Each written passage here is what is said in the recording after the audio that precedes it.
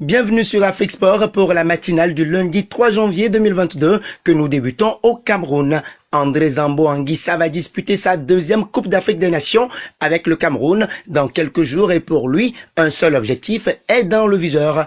Gagner. Je pense qu'on est en route pour une très belle aventure et on fera tout pour garder cette coupe à la maison. C'est notre objectif aujourd'hui, prévient le milieu de terrain camerounais, très ambitieux. Il faudra donc un grand collectif pour le pays organisateur et un brin de chance pour aller chercher la CAN. Restons autour de la CAN 2021 pour vous dire que la sélection nationale du Maroc est à Yaoundé. Le président de la Fédération royale marocaine de football a espéré jusqu'au dernier moment une annulation ou à défaut un report de la Coupe d'Afrique des Nations jusqu'à la dernière minute. Lors de l'avant-dernière session du comité exécutif de la CAF, il était confiant de convaincre ses collègues des autres nations. C'est sans le sulfureux président que les Marocains ont atterri à Yaoundé N'Simalen ce dimanche selon Camfoot.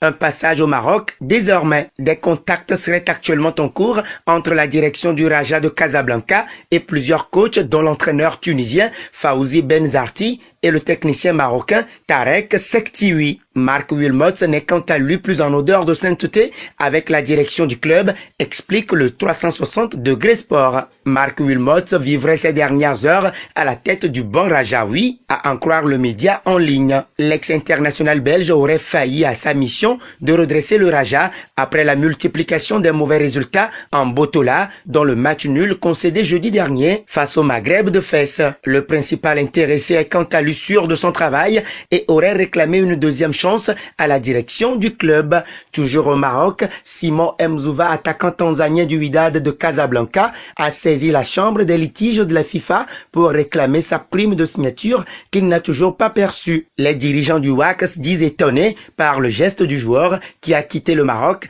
il y a plusieurs jours. Ces derniers ont appris la nouvelle avec stupéfaction puisqu'ils estiment que le joueur a reçu l'ensemble de ses salaires et primes, rapporte une source au sein du club casablancais. Et il ne manquait plus que sa prime de signature que beaucoup d'autres joueurs n'ont pas encore touché car le club traverse actuellement une crise financière. La direction du Wydad avait à ce propos promis que cette prime allait être remise aux joueurs une fois que la situation financière se serait améliorée. Filons en Espagne. En quête de renfort sur le plan défensif, le FC Barcelone serait attentif à la situation de Matthijs de Ligt. Cependant, si le Néerlandais venait à s'engager en faveur du club catalan, cela pourrait signer la fin de l'aventure de Gérard Piqué, 35 ans, au Barça. Recruté par la Juventus en 2019, le défenseur néerlandais aurait des envies d'ailleurs. Le joueur de 22 ans serait prêt pour une nouvelle étape, selon les dires de son agent Mino Raiola. Le président du Barça, Juan Laporta, envisagerait donc de s'attacher les services de celui que le club catalan suivait avec attention lorsqu'il évoluait à l'Ajax.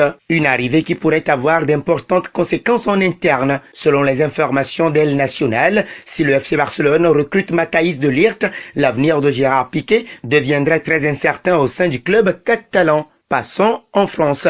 Avec l'ouverture du mercato hivernal, l'avenir de Kylian Mbappé commence déjà à redevenir un sujet brûlant. Le PSG n'a pas encore dit son dernier mot pour son joyau de 23 ans. Si l'on savait que l'émir du Qatar pensait encore faire prolonger son champion du monde 2018, Recep Pedrerol a confirmé hier soir que l'entourage même de l'intéressé fait actuellement pression pour le voir signer 2 ans de plus au PSG. Le présentateur de l'émission El Chiringuito ne s'est pas arrêté en si bon chemin et a ensuite affirmé que le Real Madrid avait déjà le oui de Mbappé pour une signature en juin et qu'il était tranquille sur ce dossier. Avant d'embrayer sur Erling Haaland, Borussia Dortmund, 21 ans. Après avoir fait signer Mbappé, le Real Madrid s'attaquera à Erling Haaland.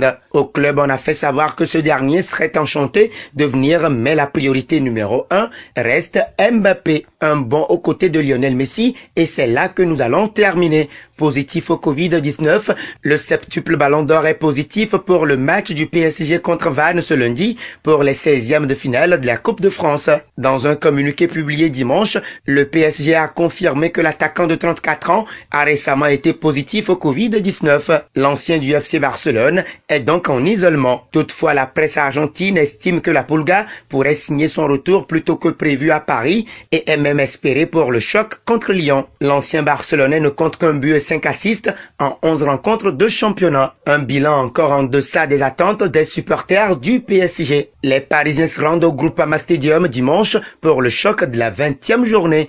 Et nous arrivons au terme de cette matinale que nous bouclons avec la question du jour. Le PSG peut-il avoir la meilleure version barcelonaise de Lionel Messi? Vos réponses seront attendues en commentaire. En attendant, n'hésitez pas à vous abonner sur Afrique Sport pour ne rien manquer du football continental et international.